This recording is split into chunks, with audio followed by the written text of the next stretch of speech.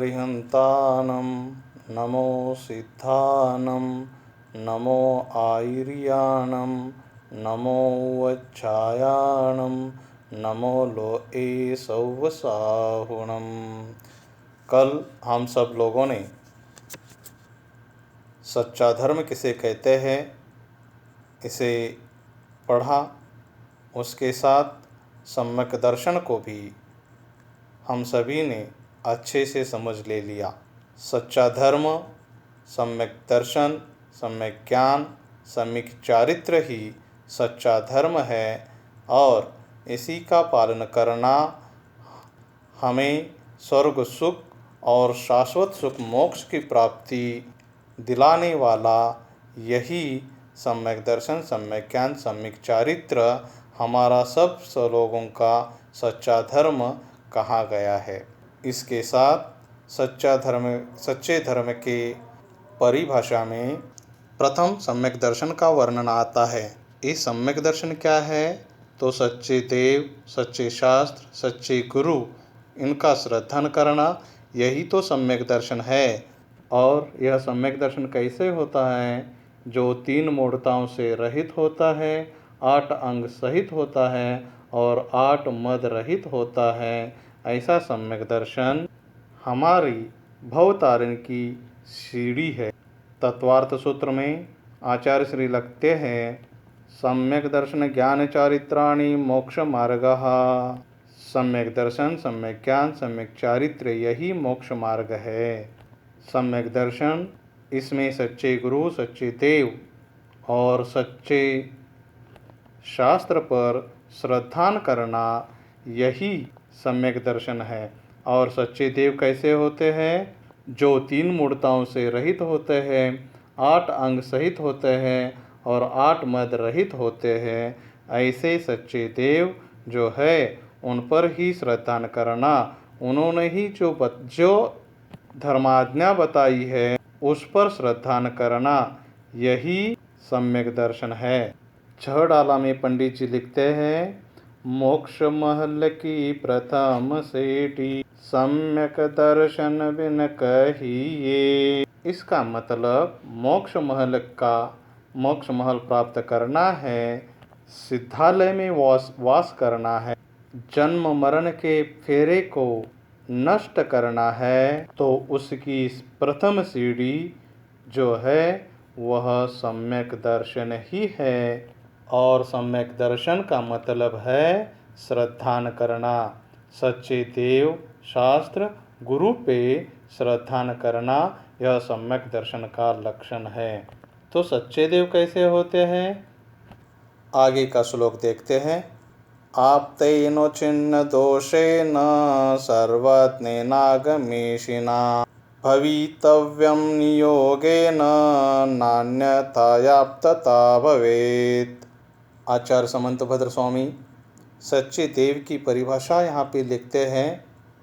इस श्लोक में कहते हैं, सच्चे देव को समस्त 18 दोषों से रहित होना चाहिए, सबको जानने वाला, मतलब 3 लोक सहित अलोकाकाश में जितने भी द्रव्य हैं उन सभी द्रव्यों को, पर्यायों को जानने वाला होना चाहिए और आगम का स्वामी होना चाहिए, मतलब हितोपदेशी होना चाहिए। अन्यथा यदि यह तीनों गुण नहीं हो तो सच्चा देवपना नहीं होता है। इसीलिए सच्चा देव 18 दोषों से रहित, मतलब वीतरागी, केवल ज्ञानी होता है।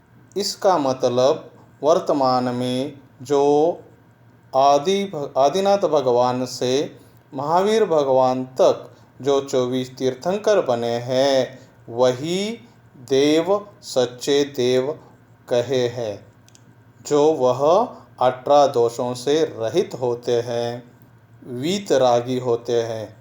सर्वज्ञ को 18 दोषों से रहित होना चाहिए, सर्वज्ञ हो, केवल ज्ञानी हो, सबको जानने देखने वाला हो और आगम का स्वामी हो, दिव्य ध्वनि के द्वारा आगम को बतलाने वाला हो, हितोपदेशी हो, वीतरागी हो, सर्वज्ञ हो, आगम का स्वामी अर्थात हितोपदेशी हो, नियम से ये 3 गुण जिनमें पाए जाते हैं वही सच्चा देव कहलाते हैं।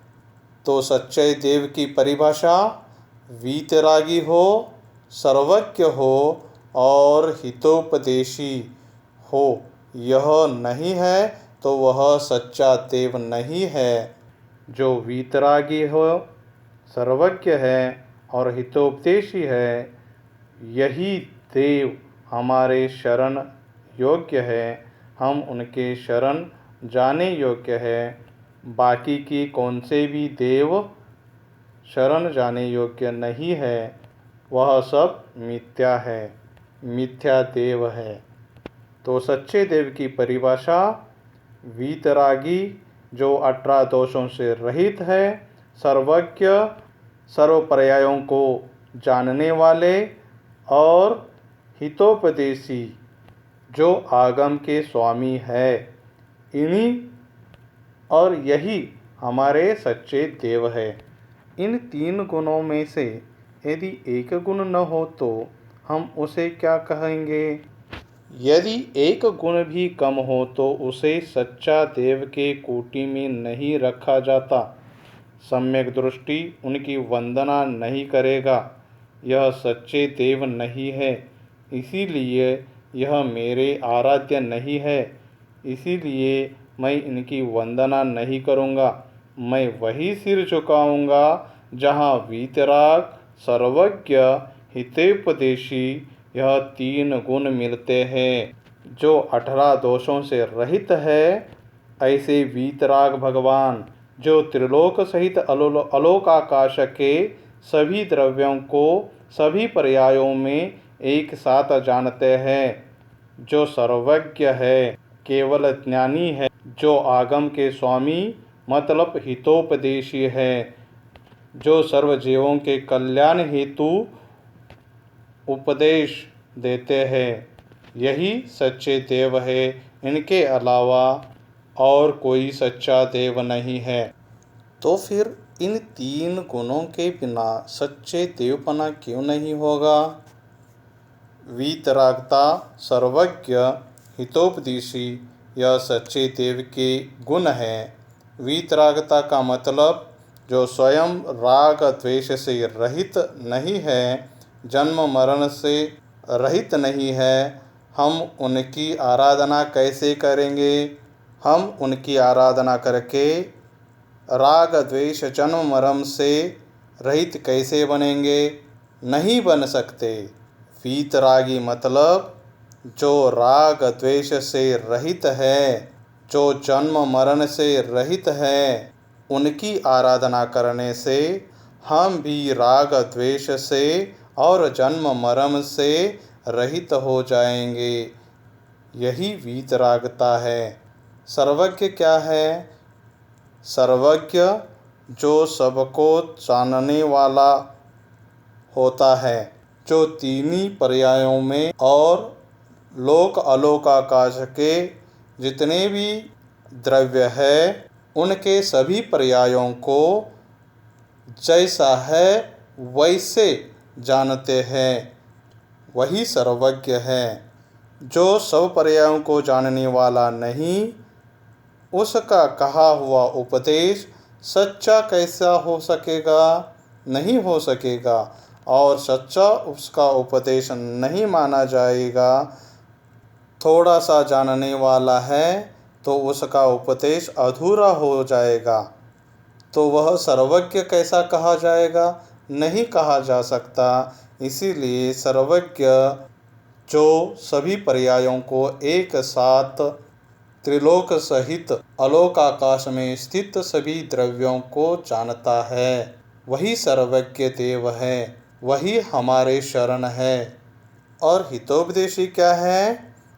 जिसने अपना कल्याण कर लिया है, वह दूसरों का भी कल्याण कर सकते हैं। इसीलिए अपने सच्चे देव हितोपदेशी हो। जो देव अपना कल्याण नहीं किया, उसकी बात, उसका ज्ञान और उसका उपदेश कैसे माने? जो खुद का कल्याण ना कर सके वह उपदेश कैसा? इसीलिए सच्चे देव इनकी 3 गुणों सहित जो होते हैं वही सच्चे देव, जो वीतरागी, सर्वज्ञ और हितोपदेशी है, वही सच्चे देव है, वही हमारे शरण है। हमें उनके शरण में जाना चाहिए। यहाँ पर कहा गया कि जिनमें ये 3 गुण हो, ऐसे भी तो कह सकते थे कि जो निर्दोष हो। निर्दोष का मतलब हुआ जिनमें 18 दोष न पाए जाना। दोष नहीं है पर सर्वज्ञ नहीं है, उसे देव नहीं माना जाएगा।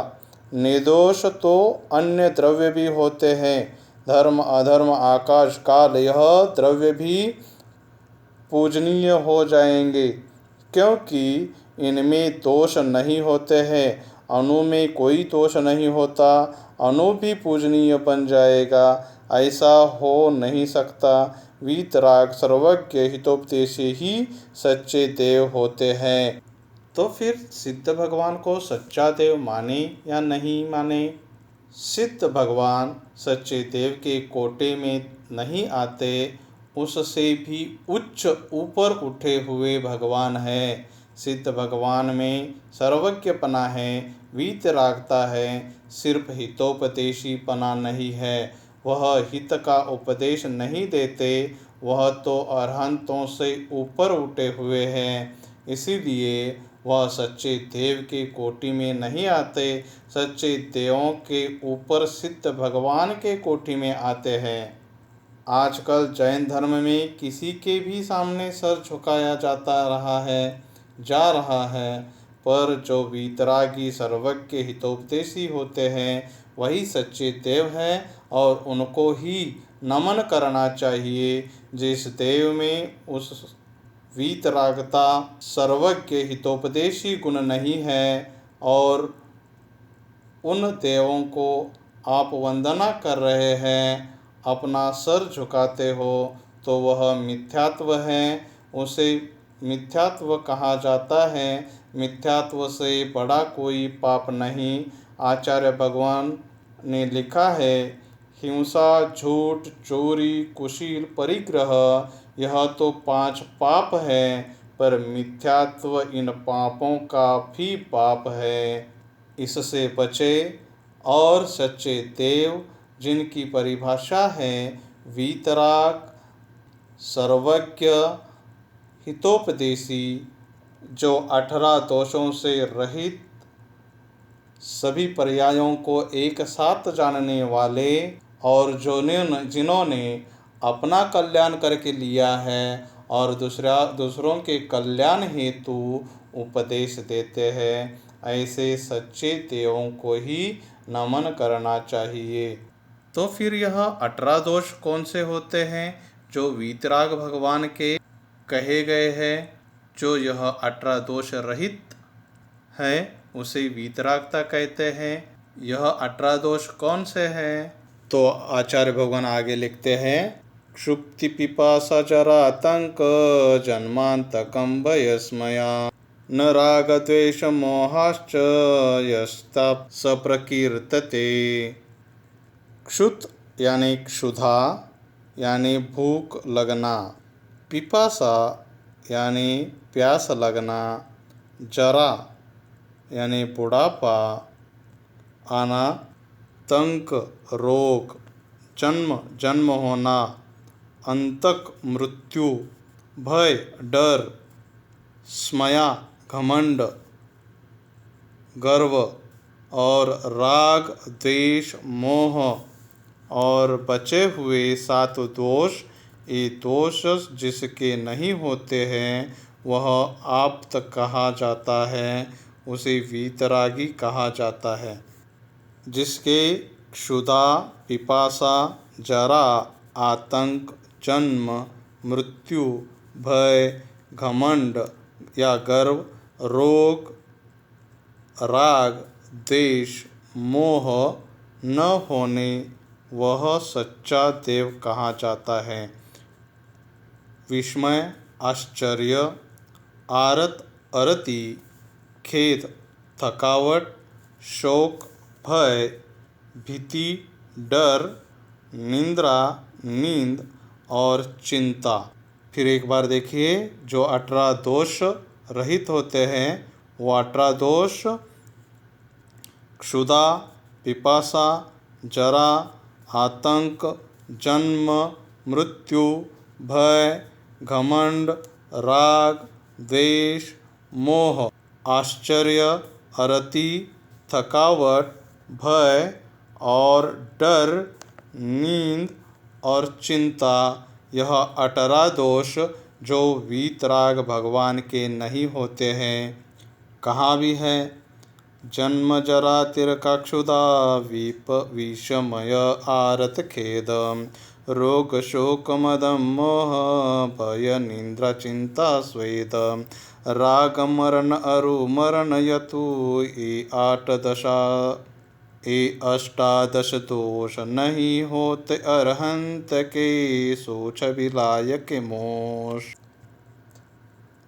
असता वेदनीय के उदीर न होने के कारण भूख लगती है। केवली भगवान के असता वेदनीय का उदय तो है, लेकिन असता वेदनीय इतना मंद उदय वाला है जो बिल्कुल भी अपना प्रभाव नहीं दिखा पाता।